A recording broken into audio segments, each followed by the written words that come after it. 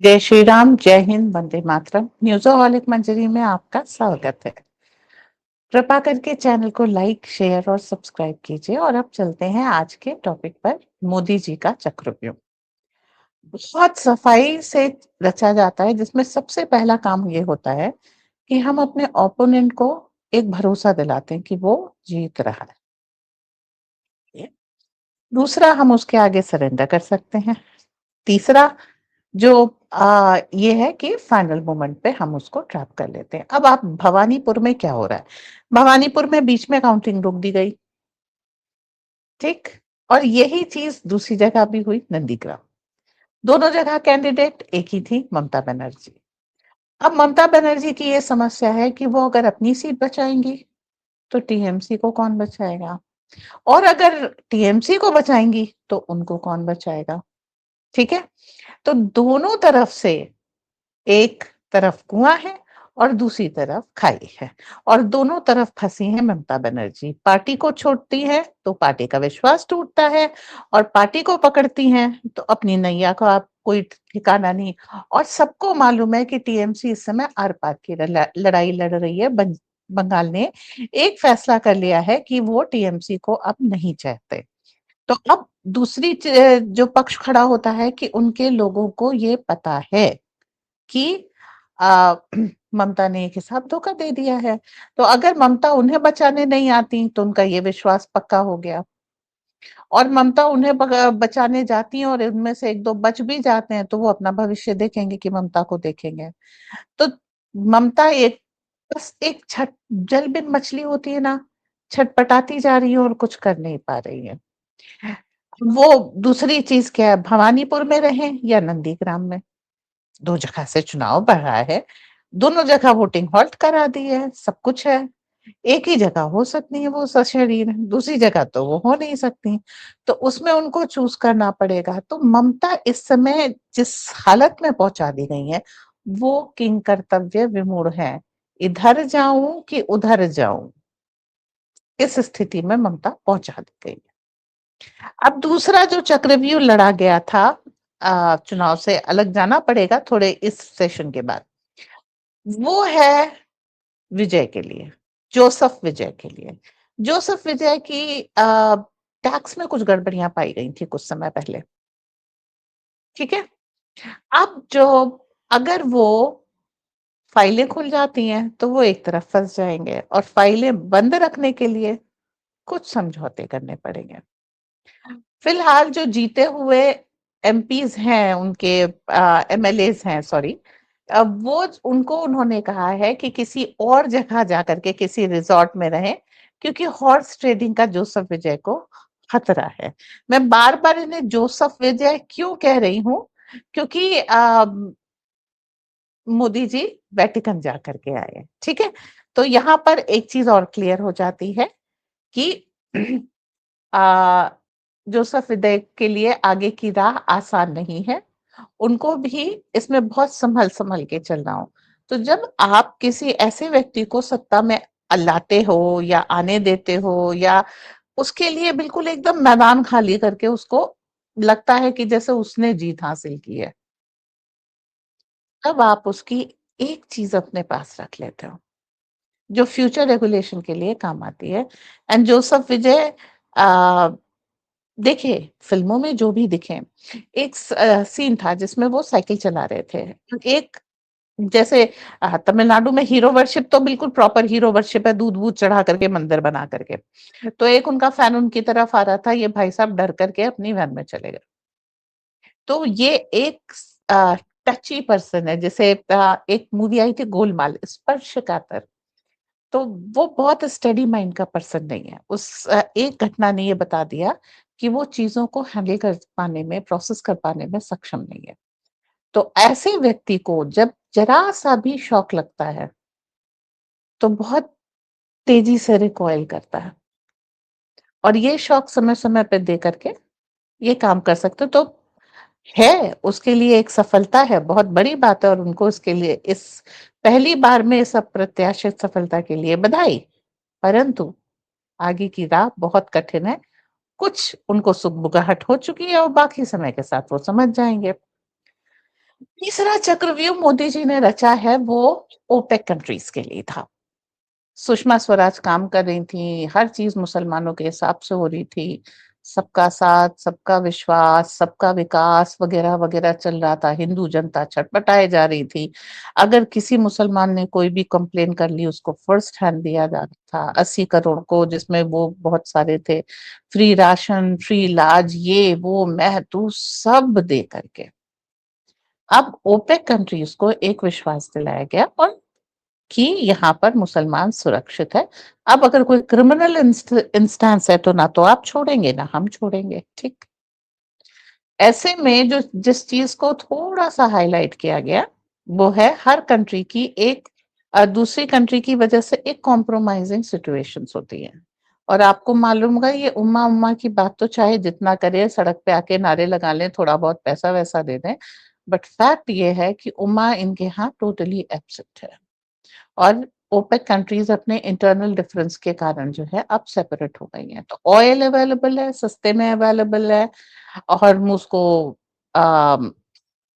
Bypass करके available है।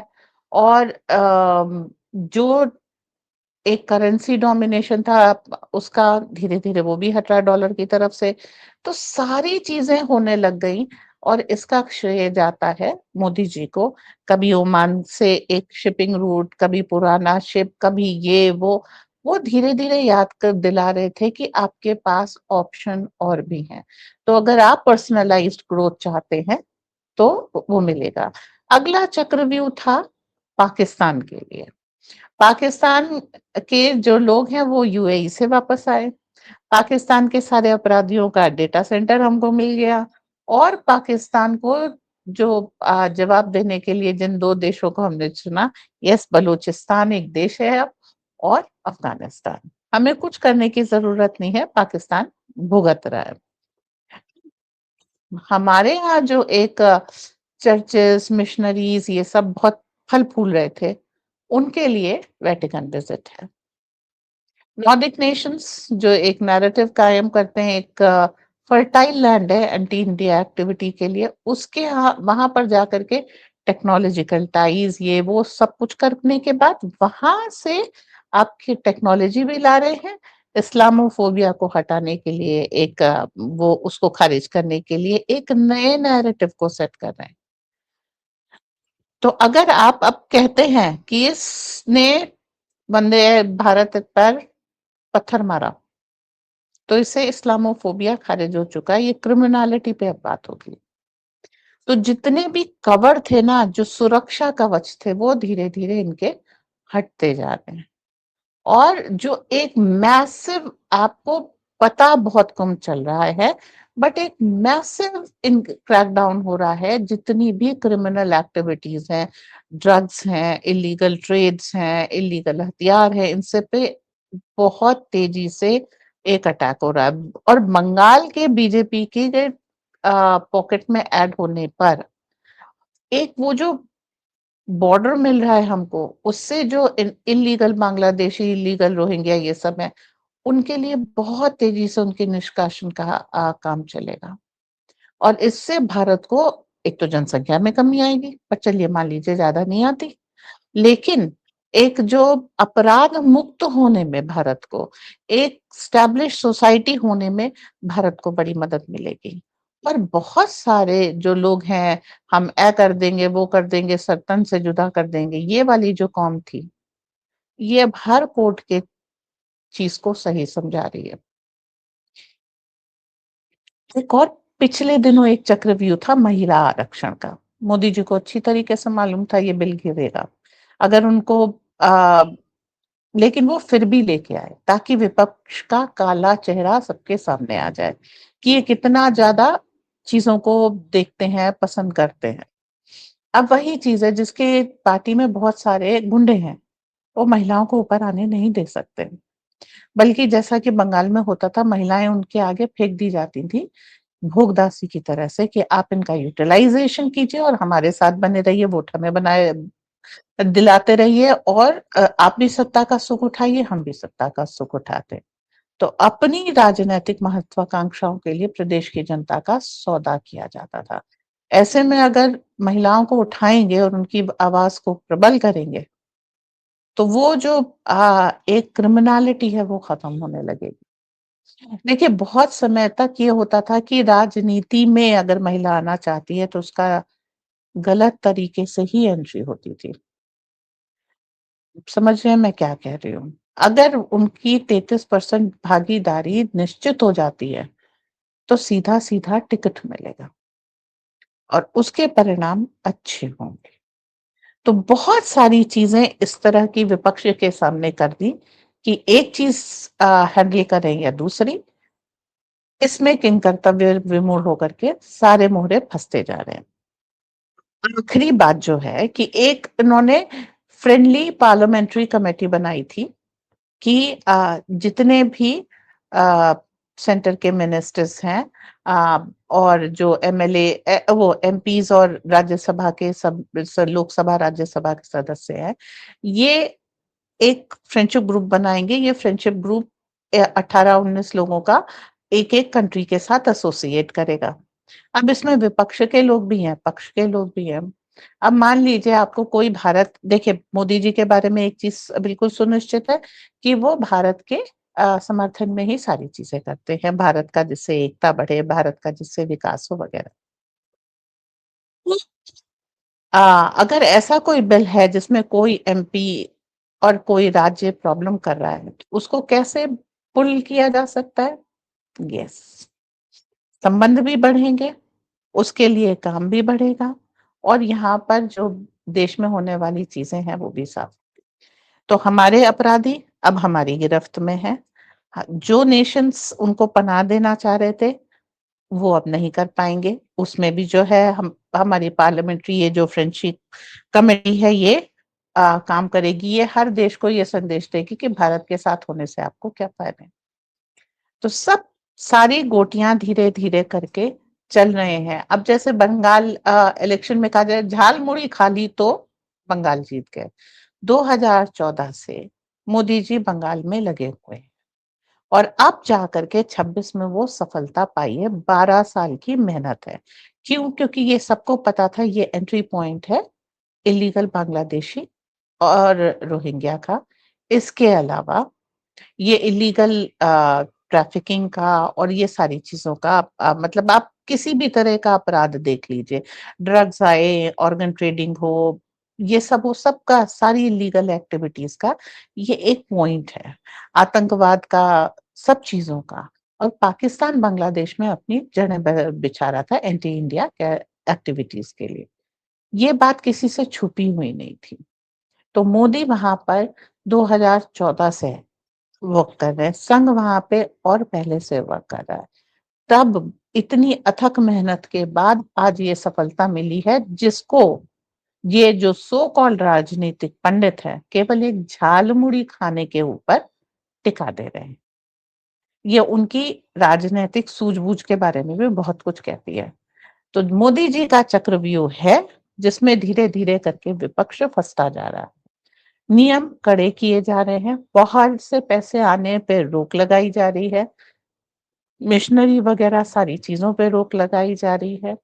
नए-नए सेंटर्स बनाए जा रहे हैं, ट्राई सेना कमांड, ये कमांड, वो कमांड ताकि उस पूरे एरिया में अब ट्राई सेना कमांड जो बना रहे हैं ग्रेट निकोबार आइलैंड में, उससे आपका बे ऑफ बंगाल यानी गंगा सागर पूरा का पूरा सुरक्षित हो जाता है।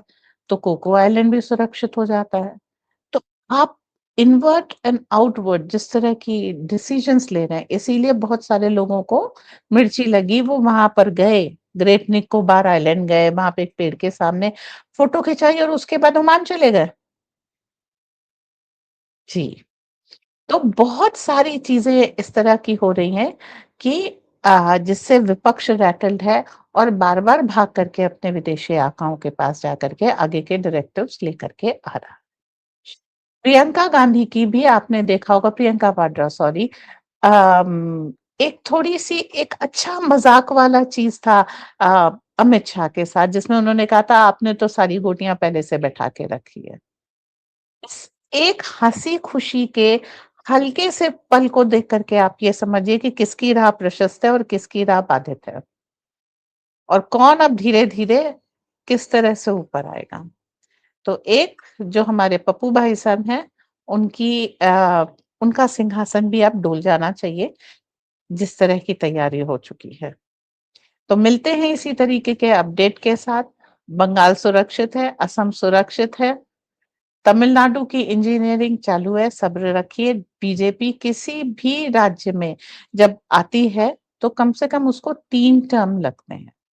ओके, तो केरल में इस बार से शुरुआत हुई है, तमिलनाडु में इस बात से शुरुआत हुई है। बहुत सारे लोग अन्नामलाई जी के ना होने से दुखी हैं, बट विश्वास कीजिए ये एक बहुत ज्यादा बढ़िया स्ट्रैटेजिक मूव है।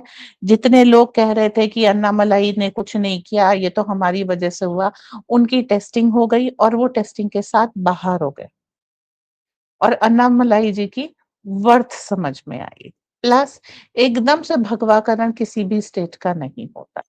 तो ये अब उनको 5 साल और ठहर के काम करने का मौका मिल जाएगा। और जो मेहनत करके अपने राज्य को समझ करके सब करके ऊपर आता है, वो लॉन्ग टर्म में आता है। अरविंद केजरीवाल के केस में आपने देखा, उसे तुरंत सत्ता मिल गई थी। नतीजा शीश महल। ओके, उनके लिए भी एक स्टेज सेट हो चुका है।